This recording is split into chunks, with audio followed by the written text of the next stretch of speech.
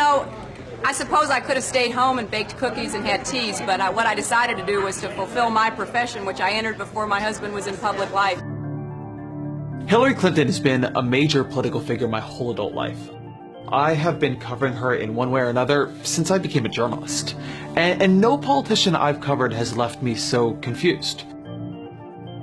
There's the Hillary Clinton I watch on the nightly news and that I read described in the press. She gets described as cold, unlikable. One of the most robotic statements I've ever seen. Calculating, manipulative. Hillary Clinton is a stiff. She's not a great campaigner, and the private email server and the Goldman Sachs paydays, they frustrate even the people who like her most. Polls show most Americans doubt her basic honesty.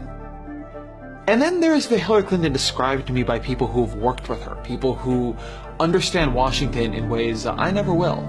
Their Clinton gets described in superlatives. She's brilliant and warm and funny and authentic. And she gets things done. Everybody says that. She gets things done. A master policy strategist. How do you move the policy to actually make it happen? She inspires this loyalty, which, to be honest, is an order of magnitude more than what most politicians get here in D.C. Even when I don't work for Hillary, like I don't actually technically work for Hillary, you still feel a little bit like you work for Hillary. I've come to call this the gap. And I spoke to dozens of her colleagues, going back to her time at college, in the Arkansas governor's mansion. Everybody who's worked with her acknowledged the gap. And so does Hillary Clinton herself. It's always amusing to me that when I have a job, I have really high approval ratings when I'm actually doing the work. And then I seek a job, I run for a job, and, all of the discredited negativity comes out again, and, all these arguments and attacks start up. And so after interviewing Clinton, I interviewed all these people who have worked with her, who know her, people who like her, people who have clashed with her, and I asked every one of them the same question to begin. What is true about Hillary Clinton when she's governing that is not obvious about her on the campaign trail? What accounts for the gap? To my surprise, all these people I spoke to, at some point or another in our conversation, they all said the same thing every time. She really, truly is interested in listening to people. It didn't sound like a very good answer. Part of her gift is her ability to absorb a lot of information, but not just clinically like reading a briefing book. She wants to hear information from real people, real voters. She listens. The first few times I heard that, it sounded like such bullshit. What a gendered compliment. She listens. Her strengths, I think, are really to, really hear what people are saying and incorporate it into what she's doing. After hearing it 11, 12, 15 times, though, I began to take it more seriously, to ask more questions about it. Clinton actually kicked off her 2000 Senate campaign with a, quote, listening tour. The press hated it. They thought it was just one more way she was dodging having to say real things about the hard issues. But to her, it wasn't bullshit. Hillary did another of these listening tours again to kick off her presidential campaign. She was doing a bunch of events in New Hampshire and heard a ton about the opioid addiction problem in New Hampshire, and then decided to put forward a policy on opioid addiction, and a bunch of other political leaders have done that since. Let's state something obvious here. Let's stop and talk about the elephant in the room.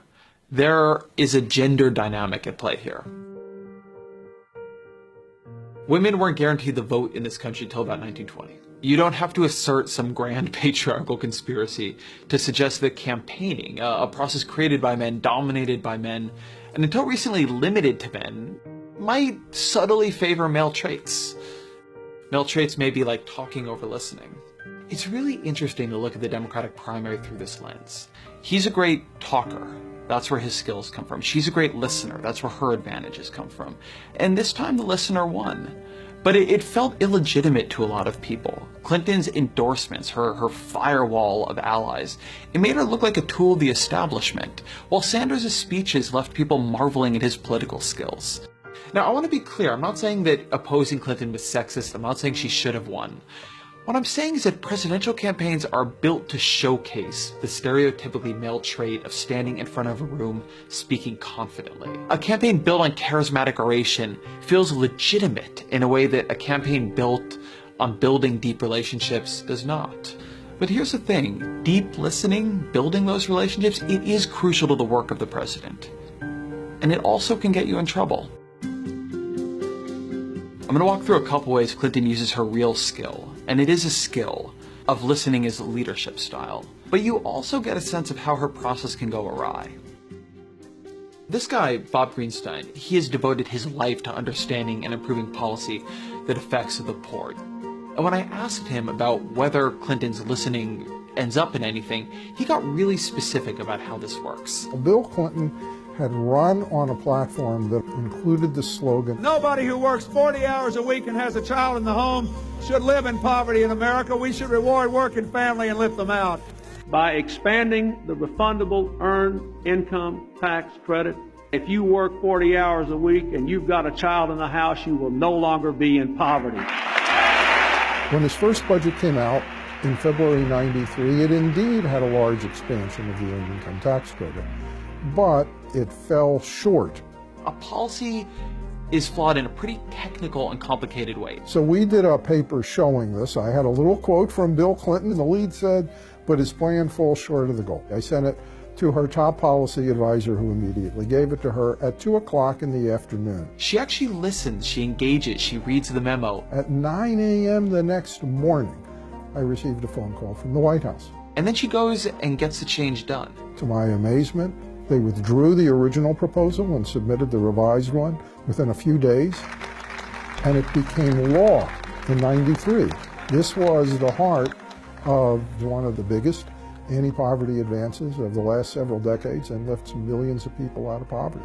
I heard stories like that again and again. Clinton apparently has a habit of talking to people and stuffing little notes from her conversations in suitcases. And when she was in the Senate, every few months she would make her whole staff assemble. They would dump out these suitcases full of basically trash. And then they would try to organize the notes to extract policy ideas and to figure out problems they should address based on what she's heard. People in her Senate office told me that this really did lead to legislation, to new amendments. You can't understand her without understanding this part of her process. I think one of Hillary Clinton's real gifts is her ability to listen to you, shut up, not talk, not sit around and just tell me what I want to hear, and just blather on and on, which many of my friends who've been in the political world do. She basically hears, thinks, and then talks about where her views are, and you don't walk away feeling like I just wasted an hour of my time. I heard another story about her at the State Department, that when she came in there, she had to win the trust of all this career staff, people who didn't know her, who hadn't come to work for her. And one thing she would do is invite these diplomats and researchers to big meetings, and then she would reference something they had written deep in an obscure memo years ago.